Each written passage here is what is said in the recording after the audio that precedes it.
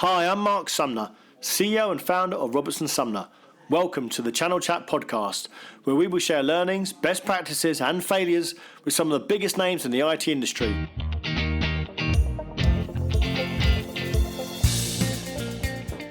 Hello, I'm Marc Sumner, host of the Channel Chat podcast show, and today I have Stephen Bartlett, the CEO of Social Chain in the virtual studio. How are we doing, Stephen?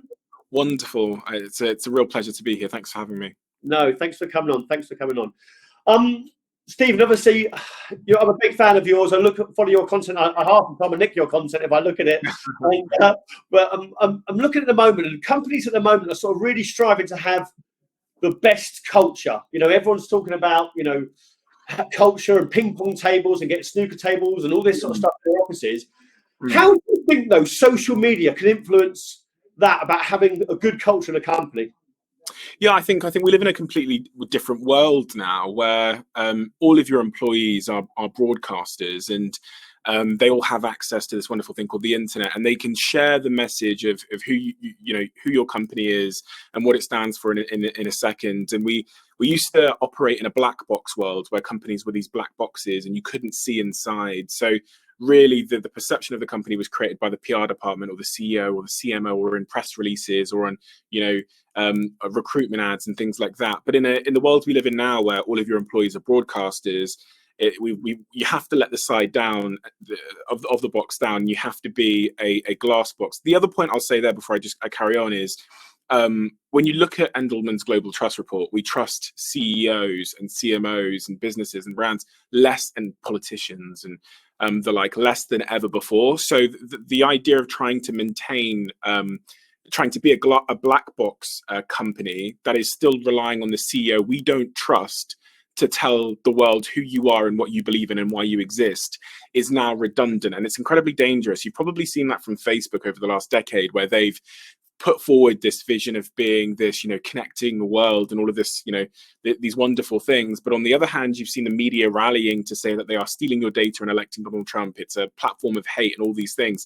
And because they've not allowed us to see inside and get to know Mark Zuckerberg and get to know the company internally and acted as a glass box, we don't have a reference point. So we tend to believe, through our own desire to, typically believe negative things about billionaires and big corporations, what the media are saying in their narrative. So in a glass box world, it's very much different. It's, you use platforms like social media and other mediums to allow the world to see inside, because we don't trust the person holding the paintbrush, who's usually painting the image on the outside of a black box. And you allow them to see how you make your decisions, how you treat your employees. You're transparent about things like your wages and the perks that your company offers, and you might even stream internal company meetings. A lot of big organizations now, like Airbnb, when they made thousands of their team members redundant recently, they actually published for the public the letter that they wrote to those team members. And I think that's an incredibly smart move, because it wouldn't have taken long for the media to take a bit of hearsay and to turn it into something else. And it's almost paradoxical that in the era we're living in, social media and being open, right, which was in the past can sort of viewed as a vulnerability, is now defense from narratives that might be untrue. So social media is exactly that. It's letting the sides down and letting the world see inside. And I think in this era, you have very little choice. But to do that, especially when you get more successful, when you're small, there's less attention. There's less reason for people to get clicks from writing about you, and therefore to make money off of writing stories about you. But when you get to a certain size, you have absolutely no choice, in my opinion. Do you think then transparency is on the rise? Especially as you're getting bigger, you just can't hide now. Oh, without a shadow of a doubt. There's pretty much not a big there's two companies that are really at risk, and then there's a third type of company which is even more at risk. The big one company that's at risk of not being transparent and that backfiring in a big way is any global big organization. The second one is any organization ran by a solo or a few billionaires, right? And the third one is a global company ran by billionaires. That's pretty much the worst possible thing that can happen in terms of, people wanting to come for you, but also believing the narrative that you are an evil dictator that is paying under the odds and is money hungry and abusing your team and your company, and has, you have bad supply chains and all this kind of thing. So if you're big and you're successful as an individual, then you pretty much have no choice but to operate as a glass box, in my opinion. Yeah, absolutely. Now, Stephen, you're pretty outspoken yourself, and you've built up a fantastic personal brand. What advice would you give to someone if someone wanted to emulate your success and have a personal brand like you? There's a number of things. I think social media is the medium. I think it's the one that puts the power back in your hands, and the internet has helped democratize the media in a sense. Once upon a time, if you wanted to have a personal brand, you had a couple of choices. You could be on like radio, in the newspaper, going a bit further on, maybe you could do a blog, or you could be a writer or do a book or something like that. But in 2020, we all have, as I said, the power of publishing from the palms of our hands, and social media is the medium. And I don't think people take it seriously enough. And the opportunity that we now have to craft our own narrative and tell our own story, I think there's a couple of things. The first thing I'd say is consistency is just horribly underrated. I can sit here and give you all a bunch of tips on how to build your personal brand, but the truth is the platforms are going to change in the next, it could be tomorrow, it could be 3 months from now, 6 months from now. So tips and tricks and tactics only take you so far. They take you up until the next change. So really, the thing that will stay you the course is consistency. And what consistency does, and being a practitioner and showing up every day and making something and posting it, then looking at the analytics and thinking, why did that get a lower reach than the last video? And if I add a question mark to the end of my LinkedIn post, that equals comments, and comments equal reach. So like all of this stuff and all of the things that I know about personal brand building are because I'm in the trenches doing it every day. And that's the thing above all else, above every tip, above, save yourself from Googling it or whatever else. I say to all my friends all the time, the number one thing that will make you proficient in social media, but proficient in social personal branding as well, is doing it often and then like staying the course. So, I probably started doing personal branding maybe about 3 or 4 years ago. And, but I did it, I'm also doing it for the biggest brands in the world. We're doing their social media channels as well, and we're doing their social media marketing. But I've showed up every day, Sunday, Saturday, godly hours doing my podcast, and every single day I have to produce something for Instagram. And all of this for me is like repetitions and learning. And I'll give you a really interesting example this week, which is a bit of I've not actually said this to the public yet, but my last 7 posts on Instagram have given me 120,000 followers. My last 7 posts. And it's pretty staggering, right? So if you go on IG Blade or whatever website you look at to show how someone's Instagram's growing, my Instagram is currently growing at 15,000 followers a day. And that was all because I tried something new on my in terms of a content type that I was doing once in a while, but I tried something new. And you'll probably go to my Instagram now and see what's he done in the last 7 days, but you'll see if you look. And again, that was an experiment. And so usually it might take me months and months and months and months and months and months to get 150,000 followers that I've got in the last 7 posts. But again, it was practicing, and it was learning and listening and looking at the analytics and seeing, okay, when I post this type of content, I get like 4x more shares. So I'll try that and we'll experiment. And I say to CMOs around the world, whether it's the biggest companies in the world or just my friends that are getting into social media, that like experimentation is your strategy, and like consistency is non-negotiable. And if you experiment and you're consistent, like anything in life, right? I think you can be wildly successful. People will come on and they'll try and give you tips and tricks and hacks, and they'll try and sell you a course and all of this bullshit. But the crux of it for me is everything that I've been consistent at, and I've had the guts to experiment at, I've done really well at in my life. And so I think those are the 2. I'm going to give you a third one, which is just a little bit of a tip, right? Which is something that it took me, maybe I've only learned in the last 15% of the race of building my personal brand, which is the more honest I've gotten about the way that I see the world and what I think, and the less I've cared about the sort of visceral reaction to the things that I say, the more interesting I've become. And it takes guts to do that. It takes a level of self-awareness and self sort of confidence to know that when someone calls you you know, XYZ and says you're an idiot and blah blah blah blah, it's not real. It's not real life, and it doesn't matter. And if you can get past that, which is this like it's life's way of like keeping you in line with the herd, if you have the guts to get past that, you become really really interesting. And I'll be honest, in personal branding, these aren't people that any of us like, but Katie Hopkins, Donald Trump, Kanye West, Piers Morgan, the world revolves around them. They are the platform, and what they're doing is they're reaching into culture whenever something's culturally relevant, and that they're reaching in with an unpopular, you know, somewhat controversial opinion. On the macro level, exciting people, you know, generating attention around themselves. And on the macro level, in the long term, those individuals, bar Katie Hopkins, because she really is unpleasant, and Donald Trump, that they win because the attention of the world is on them. And so you've seen Piers Morgan's made his career off doing that. I'm not advising to be like these people, but there's a lesson to learn there. And you're seeing it with brands as well. You've seen it with Nike. You've seen how they reach into cultural moments and they attach themselves to Colin Kaepernick or you know, Serena Williams in those moments, and they annoy a lot of people because those are inflammatory, polarized topics. But on the macro level, look at how those companies are doing. They're doing exceptionally well, and Burger King are doing something similar now, where they're being very, you know, they're having big guts and reaching into culture at a time when most brands are staying away from it. Do the same thing with your personal brand, and again, you'll become way more interesting. Yeah, because you talk about experimenting a lot.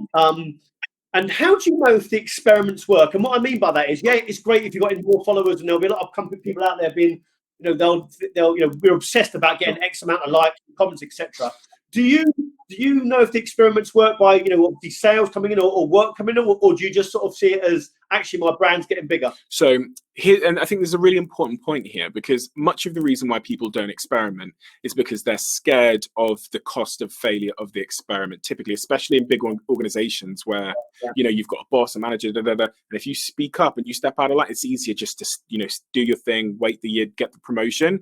But when it comes to experiments, and when you're a manager, or whether you're doing it, you know, whether you're just experimenting on your own personal brand, or whether you're trying to build a team that has a culture of experimentation, the single most important thing is to make success, which is the question you asked, you know, how do you define if it works?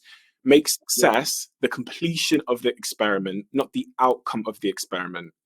And that's a big thing for the team, because then you celebrate when you've completed the experiment. So you would say, you know, if we said, you know, we're going to do an experiment today, we're going to post a picture of my mum on LinkedIn, right? And see how that goes. And we're going to write a little story, whatever.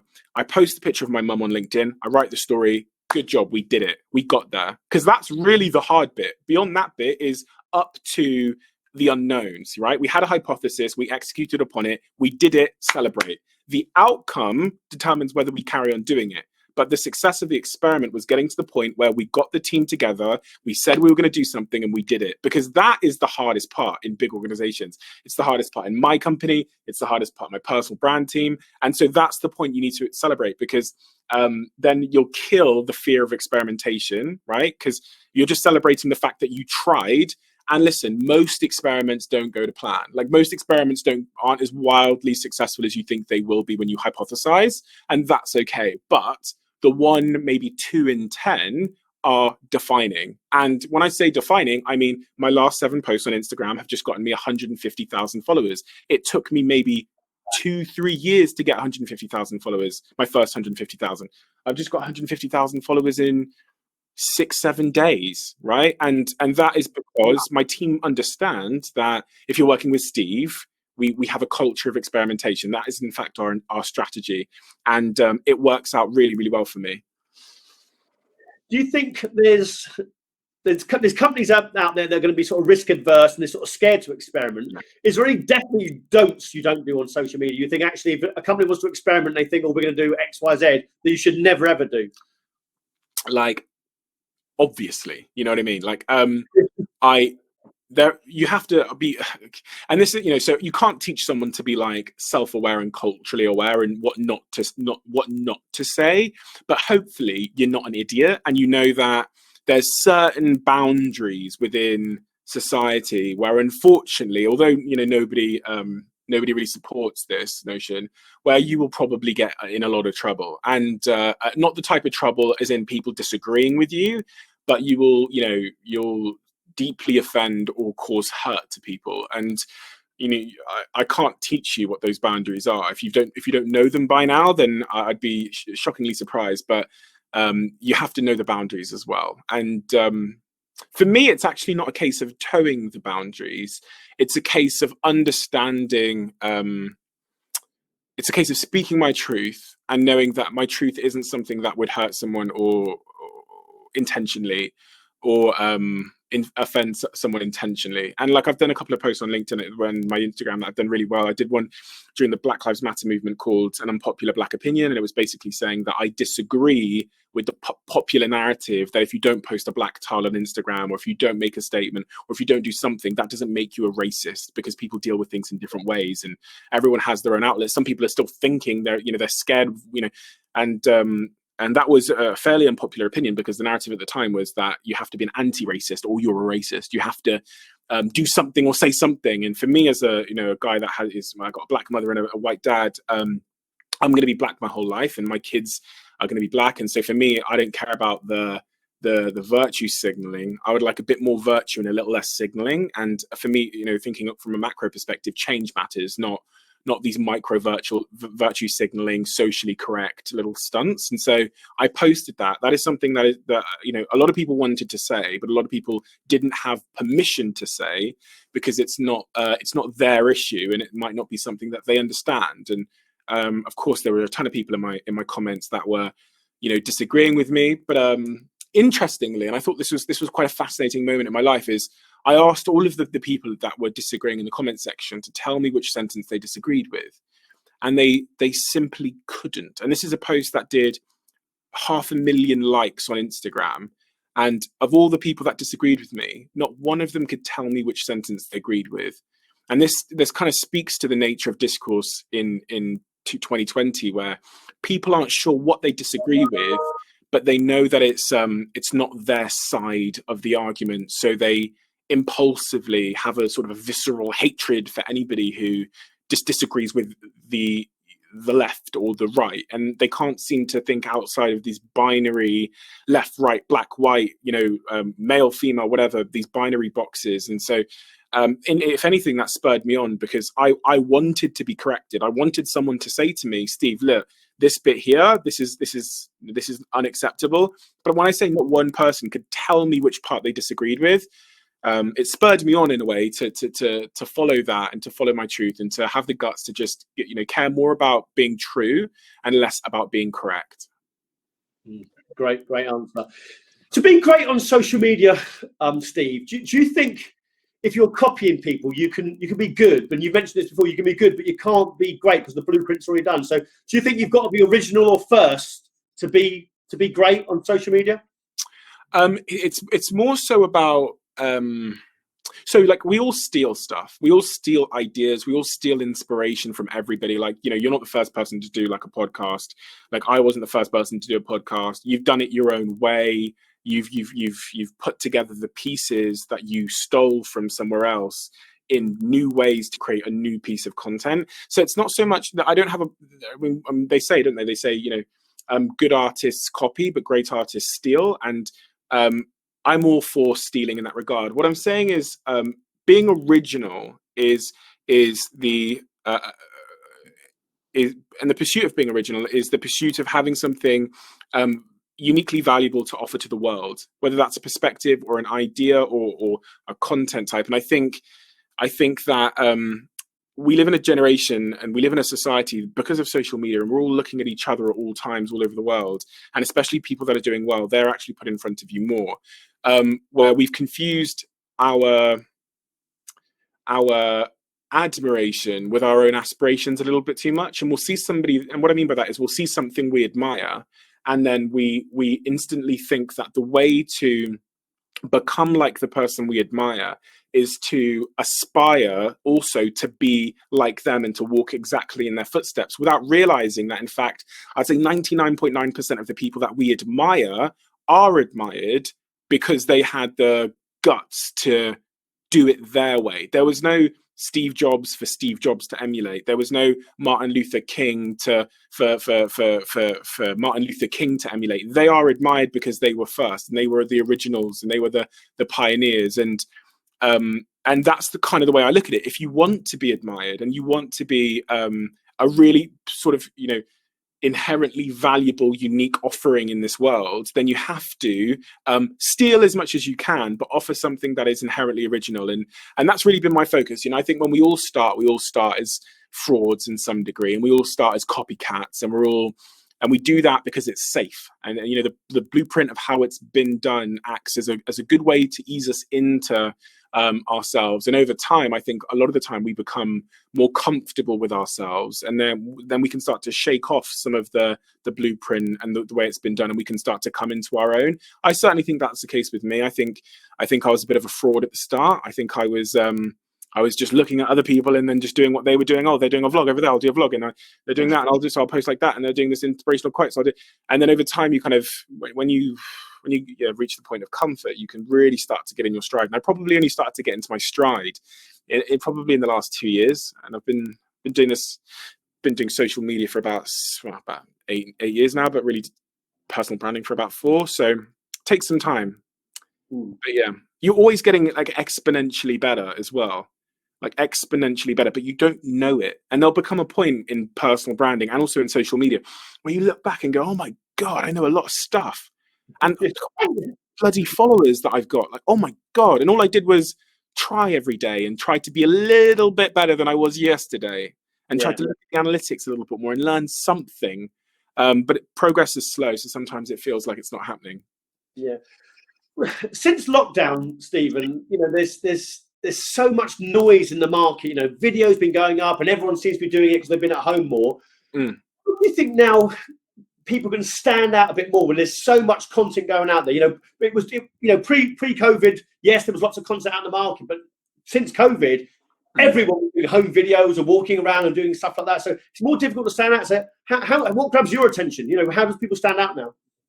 This is a never-ending cycle where if something works, everyone will do it.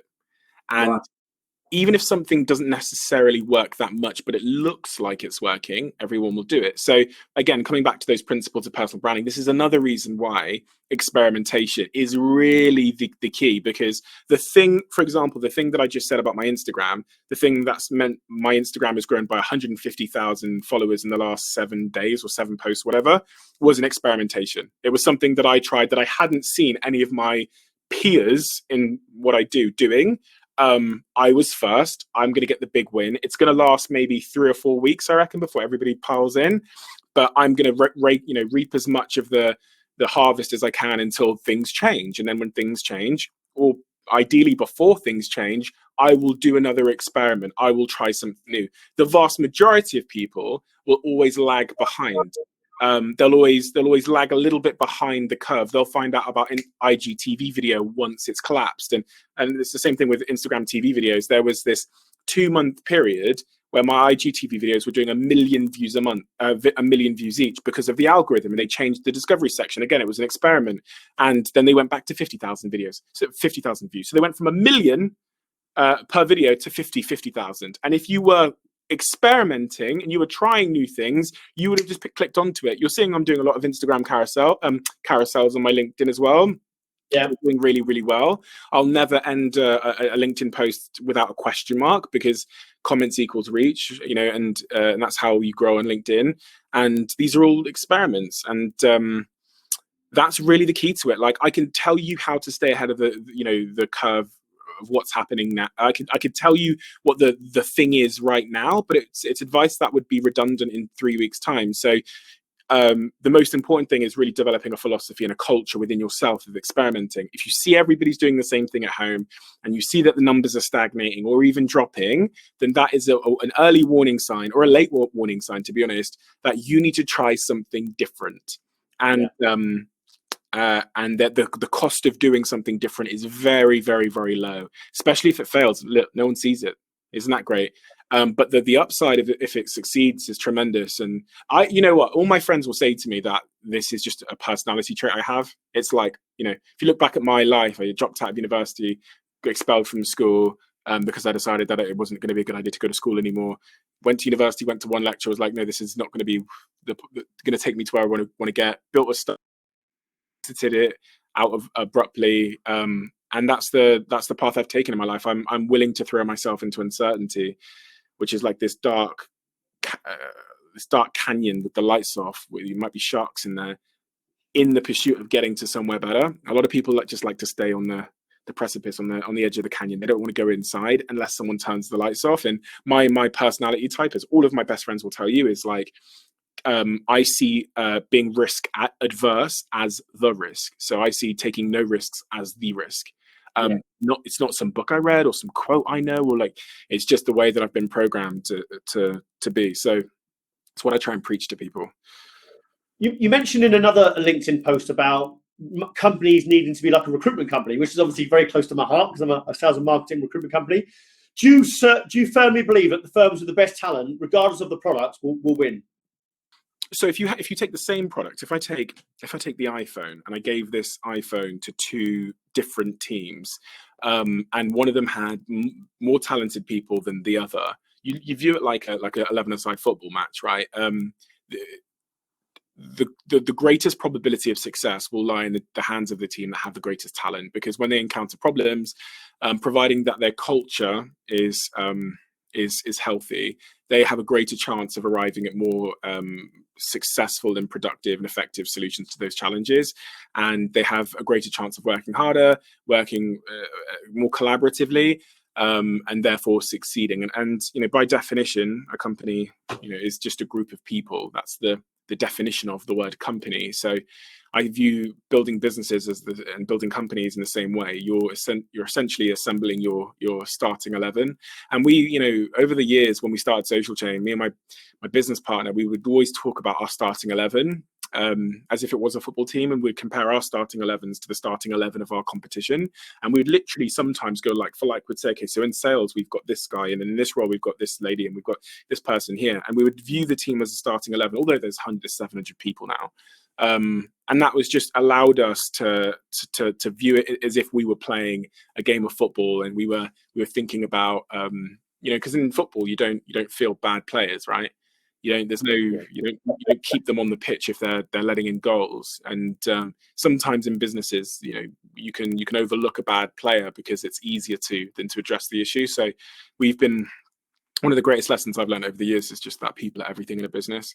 And the success we've had, you can't even sometimes they say one great hire is worth 10 bad hires, but it's not true. One great hire can't be if you hire 10 average people, you've got inflated overheads, you've got probably cultural issues if they're average in cultural aspects as well. But one great person can carry the burden of multiple people. They can resolve multiple problems for you. They can stabilize an organization. They deliver work which couldn't be delivered by 10 average people. So it's not really a fair comparison. It's not a quantity thing. It's just significantly more quality in a much more cost-effective investment. So I just can't underestimate, or I can't underestimate the value that a great hire has had on my business over the last 6 years. It's one of the most important lessons I've learned. Didn't think it mattered that much as a young entrepreneur who kind of thought he could do everything, and thought I could always wanted to. My business studies teacher in school banned me one day from the lesson because I wasn't letting anybody else do anything when we were meant to be doing this project. Told me Stephen needs to learn to delegate. That was always who I was, and I wanted to do everything myself. But obviously, you build a company, you become a bottleneck, and then you have to, give up some of the things that you wanted to do. And it was game changing for me. It's the most important lesson I learned, was that this whole thing is just about the people we have, and that's why culture, I think, has always been so important for me. Yeah, absolutely. And the last question for you, Stephen. I know you're not a prophet, but what your one prediction is going to happen for social media over the next 6 months as we start coming out of this pandemic, or hopefully coming out of this pandemic? Yeah, I think there's a number of really interesting things happening. I think one of the pieces of advice that I'd give to everybody that's building a social media presence at the moment, whether you're a brand or a personal brand, is organic reach across platforms is going to continue to decline across pretty much every platform. That's a trend which we've observed for the last 8 years in our data. So looking at 2019, if you look at the top 8 publishers, they all lost 50% of their reach on Facebook. They were all doing about 1 billion video views a month, roughly in that region. They ended the year with about 500 million. And you zoom out a little bit across a couple of years, and that's a consistent trend. And you say to yourself, okay, so if I'm building this audience and there's this macro sort of headwind, which is the platform's going to take 50% of my reach potentially a year, extrapolate that out, and you realize that social media over the macro, which we're not able to see because it happens slowly, is getting to a point where organic reach is pretty much evaporating. There are some platforms like TikTok and even LinkedIn, which are fairly early in their maturity cycle, where you're still seeing bigger reach numbers. But you've got to realize that these followers you have are probably going to be paid to reach. And so what do you do? If I told you that you have 2 million followers, like I do across my channels, or 2 million followers on Facebook, and I told you that in every year you're going to lose the ability to reach 50% of them, what you'd probably do is say, okay, I need to extend my funnel a little bit, and I need to move them over to a platform that I own, right? I need to move them over to my newsletter or to my SMS channel or whatever else. And this is probably the best advice I can give you now, because that we're living in a newsletter renaissance moment. If you don't believe me, you will believe me. You'll believe me probably in about 12 months from now. So, Steve said, look what's happened. I don't make guesses. So there's tons of data to support this. I know the explosion that's happening in the newsletter industry. I know all of the big newsletter startups that are coming out of Silicon Valley. I know companies like Community.com, which are launching SMS-based social networks that I've spoken to the CEO, and they've just grown faster than Instagram did in their first year. And I know what's happening, and it's happening because people are losing their ability to reach their audiences, and now they're abandoning platforms, not necessarily abandoning platforms, but they're using platforms as the top of the funnel to move people into these environments that you own. And businesses that have done this, I'd say almost accidentally, but are going to win because of it, are businesses like Domino's Pizza. They have your phone number. You use their app. You don't use Amazon, Facebook, Deliveroo, whatever else. You use Domino's app, and they have your data and your phone number. You should view your audience in the exact same way. You shouldn't say, I've got 20,000 followers because I've got 20,000 followers on Facebook or LinkedIn or Instagram. You should say, I've got 20,000 people at the top of my funnel, and my sole objective is to move them into platforms where I own the direct communication channel to them, whether that's your newsletter or whatever else. It's super important. I have 2 million followers now. I'd rather have 100,000 people that I could speak to directly, and be growing that organically in some type of way. We've come full circle. It's crazy. When I started in social media 7 years ago, it was all about getting big, Facebook likes back then. And I could get 1 million Facebook likes in a day. I remember we did that on one of our big student channels we own. And we still have 100 million odd followers. And it's come full circle. I would never have thought you would hear a social media CEO telling you to care about SMS and newsletters. And this is where we are. Do it, or don't believe me. But you will believe me. You'll believe me soon. So I'm really sure of that. Yeah. Do you think that's and that communication? If you did a newsletter, you're saying like getting them out via email or creating an app or creating a SMS. Yeah, so I've got both. I've got community.com, which is the SMS platform I talked about. I think it might still be in beta, but all of the world's biggest celebrities are all on there now, and they're building huge lists. Gary Vaynerchuk is on Community. You've probably seen him posting his phone number if you follow him. That's community.com. And then I've got my newsletter, which is just via email. And you can do that in MailChimp, or there's tons of startups now that are doing paid newsletters and other types of newsletters. And it's not, when you think of newsletter, you think like spam, spammy thing with a bunch of links in it. Come on, there's so much data around the fact that if you design a newsletter, if you put too much into the design of it, the retention rate, the open rates, everything, the engagement rates of it go into the bin. So what I do with my newsletter is it's just the 5 most interesting things that I've seen, thought, or read this week. Just 5 sentences. And I give a little bit of context below as to why I thought this was the most interesting thing. I don't design the newsletter. In fact, one week my team designed it, and I was so annoyed because the reach went into the fucking bin. But it's meant to be, sorry for swearing, it's meant to be authentic, real, and Steve Bartlett wrote it, and I write it and then I send it off to the team. So super simple, super quick, super real, undesigned, super high value, super original, and ideally having some kind of concept or idea behind it that people find compelling when you tell the world that you're going to do it. So it could be, every week I'm going to send you my, I'm going to be really crazy here. Every week I speak to someone who's cheating on their partner at the moment, and I'm going to send you a letter detailing, they're going to write a letter and with the marketing of your, or the branding or the positioning of your newsletter. Yeah. Stephen, thanks so much for your time. You've been a great guest. Thanks for joining us and listening to another episode of our Channel Chat podcast.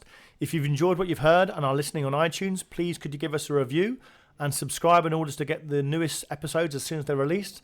Otherwise, as always, we release an episode every Thursday at midday, so hopefully you can join us then.